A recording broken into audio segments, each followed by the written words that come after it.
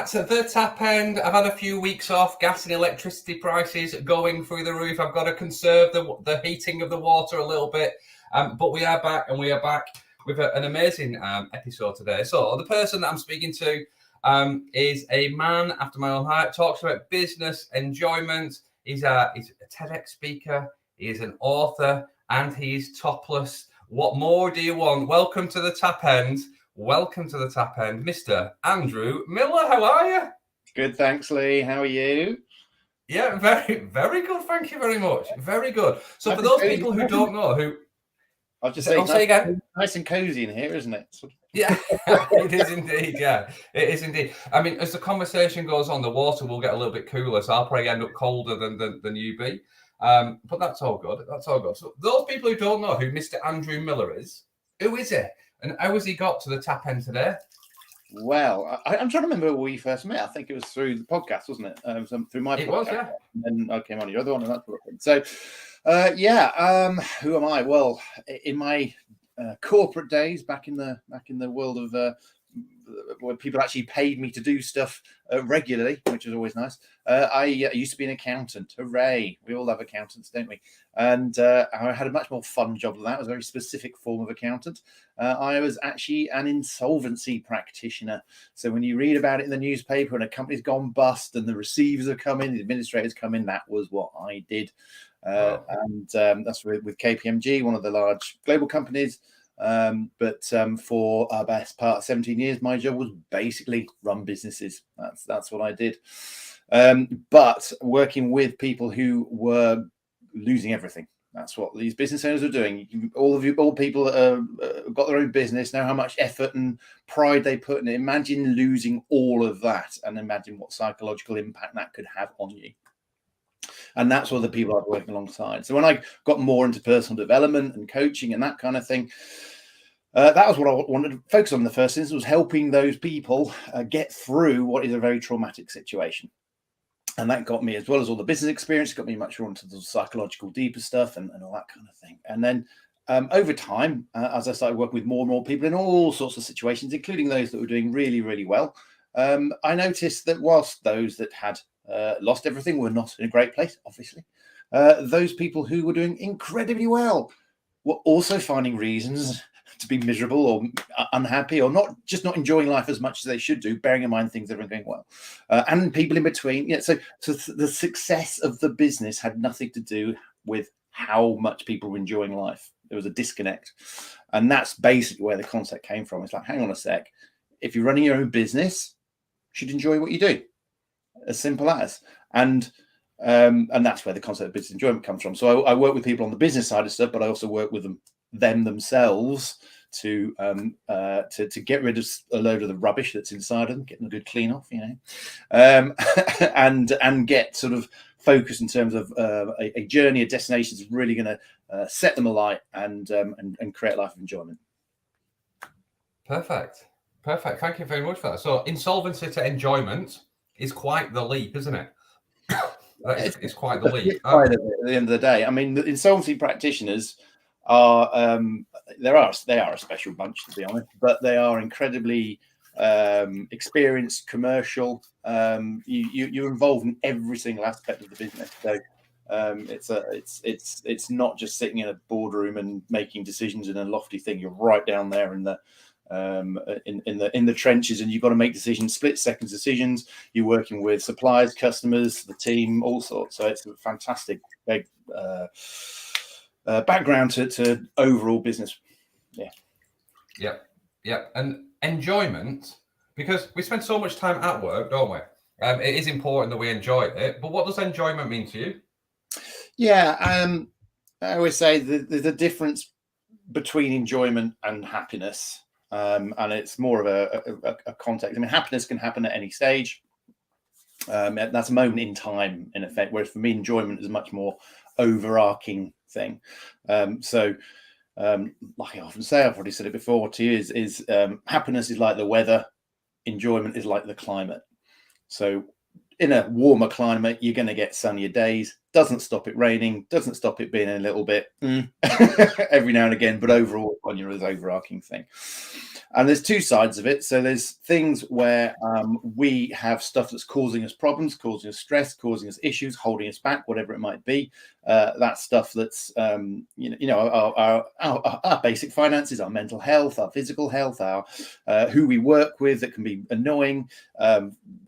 Feeling rejected, getting imposter syndrome, perfectionism, all these sort of things are stuff that have a negative impact on us whilst we're trying to run our businesses. So what we want to do is minimize the negative impact of that, so that it's freeing up these, removing the anchors, so to speak, freeing us up. Yeah. But then also we need that sort of towards motivation as well. So what are we doing? Why are we doing it? What's our purpose in life? What's our meaning? And then it's shifting things away from what can we get out of it, but towards what can other people get out of it, and where we get really focused on something where other people benefit and we benefit as well. It's got to be win-win. That's the danger. A lot of time it's win-lose. That's where a lot of people fall into. So as long as we're getting win-win and we're safe, we're feeling good, we're doing the right things, and we're seeing the change we're making in the world, now you're getting a sense of enjoyment. You're into flow better, you're focused, you're driven, and it's easy to get through life, and enjoyment is a consequence rather than a result, a consequence of rather than the target. It's a consequence of being into that space.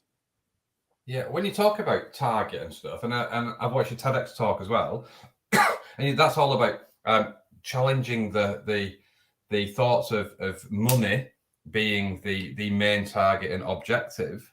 How easy is it? Because I guess, and let me add a bit of context. So I work in business change, and everybody wants a productivity improvement, a cost reduction, a quality improvement. They want something tangible that they see at the end. But fundamentally, it's for me, and what I try to help people with, it's about teamwork, it's about engagement, it's about accountability, it's about communication, and it's about humble leadership. So it's not necessarily the things that you can measure, but you've just got to trust that the output is there. When you talk about enjoyment as such, how do you draw the lines between enjoyment and the metric that people are chasing? Well, I think that's the key thing. We've been sort of told that the metric to chase is the bottom line and profits and sales, and that's what it is. But when we start you can bring in other metrics. Now, one could say, as you said, measuring things becomes a bit harder. So when you're talking about team engagement, when you start doing team surveys and getting some 360-degree feedback and getting that sort of thing, you are able to measure it. It's just not maybe a little bit more, feels a bit more subjective. But actually, if anybody who's worked in accountancy or worked with an accountant will know that the numbers that come out on your profit and loss account every 12 months or your balance sheet or whatever, they're made up as well. Well, not made up, but they can be manipulated and adjusted to suit the cause. You change the numbers, you put stuff through in order to reduce the amount of tax when necessary, and so on and so forth. So the numbers are not as absolute as we think anyway. So focusing in different areas, and then we can bring in metrics as well that yes, may feel a little more subjective. Maybe how do you feel? But we can measure these things. They can be measured. But in certain, but I mean, usually I tend to work with individuals, business owners, micro businesses, whatever it wants to be. So you know when you're in a good place, and when you're not bad place to a certain extent, and when things are feeling better. So sometimes the measurement isn't quite as important. But I will just flag up a book that I've just finished reading that's got introduced to me. Was called Completing Capitalism, where a couple of people come from the Mars company, the chocolate bar, not space. But they are actually working with large companies to try and develop a proper way of measuring success in business, which it comes down to more than just money. That's my thing. And it is about human capital, social capital, environmental capital. And actually, when you start creating the measurements in these space and start making sure that the people, like you say, when the team's in a good place, when all the people around you in a better place, when the environment is a better place, performance actually comes through as a result as well. And so instead of just focusing on a number and damaging everything else along the way, if we look at everything as holistic, what's the phrase? A rising tide lifts all boats, sort of thing. So So these things do actually bring everything up as well. Yeah, completely. You mentioned you mentioned purpose earlier on, and that being one of the things that having clarity of that purpose is key to bringing more enjoyment. I guess how do you help people understand and clarify their true purpose, and what other triggers are there or things that they need to focus on to bring about more business enjoyment? Okay, so let's sort of do that in reverse order to a certain extent. So there's a couple of things to think of. First off, as I said, there's two elements of it of enjoyment in terms of what's causing a stress, causing a problem. So one thing to do is just notice how things feel. I mean, I do have a questionnaire that people can run through, but it's like, well, where do I feel bad? Where do I feel stressed? What issues do I have? If I'm not, just give yourself a score out of 10. How much are you enjoying what you're doing, life, business, and give yourself a score. What's stopping that being bigger at the end of the day? What are the things that are holding us back? So first of all, it's noticing those things. So then once you start noticing things, you now can start thinking, right, well, what can I do about that? And then now you're down a journey to explore that and what's right for you and what's individualistic. Now, one of the problems that can crop up is if you're giving yourself a score and you're coming out at about 7 out of 10, the natural reaction is to go, that's all right. I'll take that. I'll put up with that. I'll cope. That's not too bad, is it?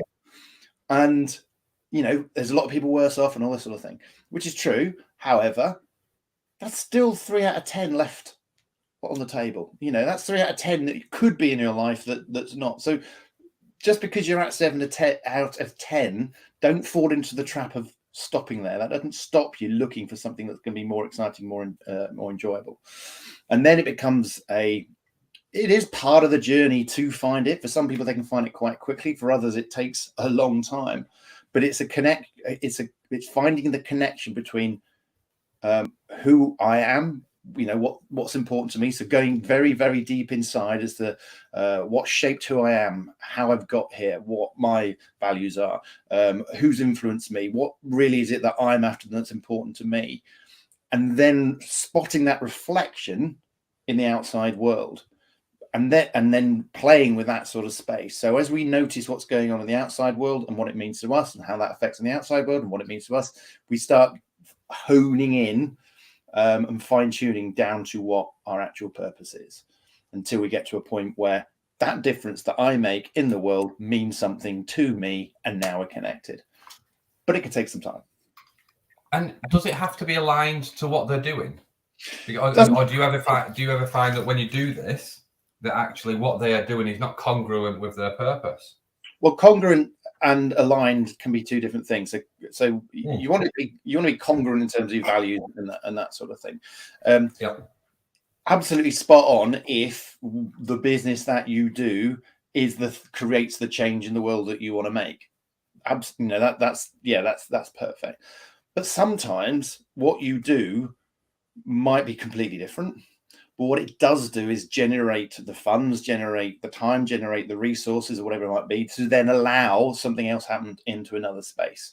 So I'm going to use an example which has probably been a little tainted over the last few years, but bear with me in terms of the general concept. But if we think of Bill Gates, let's forget all the conspiracy theories around him. Let's just look at Bill Gates as a general person that basically made billions in computers and then moved into curing malaria and other things. Whether you got thoughts about that, don't matter. Let's go with the concept. But the point that he made his millions in one area and then used that to move into another space. And if that's important to him, that's what counts. Doesn't matter what I think about what he's doing. It's what's important to him that counts. So you can use what you're doing to create change in another space, and that also allowed when you know that connection, what it allows you to do is maybe you come across dramas or traumas or difficulties or challenges in that business because you've got a purpose attached. You can get through that a lot more easily. You're more determined and driven to get through it. Gotcha. No, perfect. So you've got a podcast. I introduced you as an author and also a TEDx speaker. You're in the bath with me today. And you give a lot of value, and you give a lot of value, You mentioned as well, just before we hit the go live button, around a challenge that you're going to launch in the coming months as well. What do you hope to achieve by delivering everything that you're delivering? So I want the conversation to change, as you've alluded to all now. You know, we need to be making business about something more than just money. That's why I mentioned the book earlier on, because it's totally in line with everything I'm saying about. They're working on the big business level. I wanted to work at the small business level. But most of the problems that we have in society, and certainly in business, what causes the stress when you lose a business? Why can you be successful and still not be happy? Most of these problems come down to because we have such a narrow focus of what success is, a narrow definition of what success is. And when how much money you have is the only thing that our people are making decisions on, or what is people are getting respect from, that creates so many issues. When you broaden that and start bringing the other elements we've already talked about, everyone benefits. The individual benefits, the team benefits, everybody in the supply chain benefits, everybody that you're doing business with benefits, the world benefits. So what do I want to achieve? I want to. Part of my sort of definition of purpose is about having a mission or a goal, which you kind of probably going to be impossible. So I don't have any delusions that I will necessarily be the one that changes everything. But if I can get more people talking about it, more people thinking about it in the right direction, more people doing things which are a broader spectrum, then that's my contribution to it. And obviously try and keep that rolling as far as I can. So bottom line is I want to change the conversation so that people are talking about enjoyment is my version of it, but enjoyment being the measure of success, not just money. Perfect. And if somebody wanted to start a conversation with you, what would be the best question that they could ask you to understand whether you can help them? Oh, questions very limited. We'd have a conversation, quite honestly. I've got a number of different things that I can do, and there's some things I can't do, and everyone's a different space. So, you know, if somebody's interested, I run group programs that are quite low cost that people can come to, called breathing spaces. I do one-to-one stuff. I do quite expensive. So everyone's in a different situation, but it doesn't matter who you are. I'm more than happy to have a chat, find out where you are, and let's see what we can do to help. That's always the main thing, because it's helping people forward. That's the key thing. Yeah, perfect. And you mentioned, or I mentioned, or you mentioned, then I mentioned the purpose challenge that you've got running, or you're going to be starting. So do you want to give us a little flavour about what that is? Yeah. So I'm just getting things set up yet, so it's not launched yet. But if you find me on LinkedIn, and there'll be some posts coming out on there, and hopefully in a few weeks' time. But we'll be doing a 5-day challenge in May, 9th of May onwards, be in the evening, and we'll start looking a bit more detail in what purpose actually is, why it's important, why we don't even have it, why do people keep banging on about this thing all the time, and isn't it obvious and inherent, and all this sort of stuff. There are different types of purpose as well, so we'll be looking at those sort of things. But then I'll bring forward what my actual definition is, and then we'll actually get people thinking about what patterns they've been running in the past that might have led them in the wrong direction, how other people might have influenced their decisions, and what they thought they were doing was actually their choice, but actually somebody else's has actually subconsciously moved them in the right direction. So to start helping people get control of their life again, and then start, as I said before, digging deeper, finding out who they are and how that reflects in the outside world, so they can start getting connected to something which actually means something in the world, that actually makes a difference. So yeah, keep making the money. I don't have a problem with that, but make change at the same time. So those are the sort of things we'll be going into over those 5 days. Perfect. You mentioned a couple of times about reflecting in the outside world. When did you realise that actually change starts with ourselves before it manifests externally? When did I realise? I don't think there was a point at that particular moment where I realised. There's been lots of key moments where I've had sort of awakenings, had big shifts. The point where I realised I didn't want to be in my corporate life anymore. The point when I started getting connected to my purpose. But I think, so as I got more into sort of personal development and working with people who were further ahead of me, and then reading stuff and watching stuff, all these sort of things, it became more apparent. And part of my search for purpose for myself was recognizing that I probably had the mission lined up, but I wasn't emotionally connected to it, and trying to work out what were my resistances were. Why wasn't I,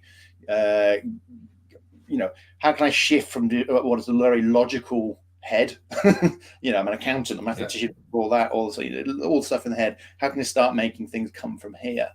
And so then I went on a journey to try and explore that. And once I got that opened up and connected to what I had already done the work on, then everything shifted. Perfect. And just before I let you go and get dressed, if people wanted to explore with you more, where would they go? What would they do? You mentioned LinkedIn. Is there anywhere else that you could search you out? So I would say recommend that, watch the TED Talk. And if you go to my LinkedIn profile, in the featured thing, there's a post where you can find a link to that. Or you can go to my website, and in the banner at the top, there's again a link to the TED Talk. But businessenjoyment.com, that's the website. You'll also get access to my book there, the More Than Just Money book, which will go into a bit more detail of things we've talked about. And just have a look, have a dabble. There's videos on that website as well. You can listen to the podcast, which is the Tingle Zone. Absorb it, have a listen, have a look, have a play, and if you want to have a conversation, get in touch. And if you just want to keep an arm's length and just see what's going on, that's also fine as well. Come into that challenge on 9th of May, and let's see what we can do to transform your life. Amazing. Mr. Miller, I just want to say thank you so much again for joining me at the tap end today. It's been an absolute pleasure to chat with you. And is this the first time that you've watched me wash myself whilst? Well, I've seen you washing yourself in front of some other people. Yeah. Yeah. No, amazing. Well, thank you for that. But yeah, good luck with everything you got going on. I love the phrase business enjoyment. I don't think there's enough enjoyment. People tackle the pain points rather than focusing on the positive points. And I think what you do beautifully well is tackle the positive element, but by understanding the things that are holding you back as well. So I love that. I love that. Good luck with everything you've got going on. Amazing TED Talk, and have fun. And the water is now cold. I'm going to get out. I'll let you get dressed, and we'll chat again very soon. I'll just go and towel myself down, and thank you for having me in your bath, Lee. Cheers, Mr. Miller.